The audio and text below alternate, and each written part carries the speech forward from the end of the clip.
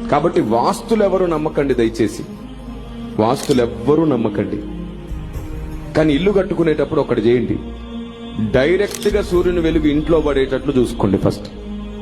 దాని ద్వారా ఆరోగ్యం కలుగుతుంది.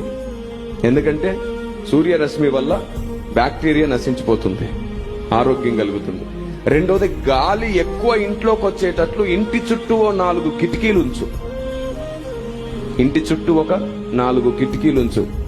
చక్కగా ప్రాణవాయువు అందుతుంది, నీకు అనారోగ్యం రాదు, బాగుంటావు.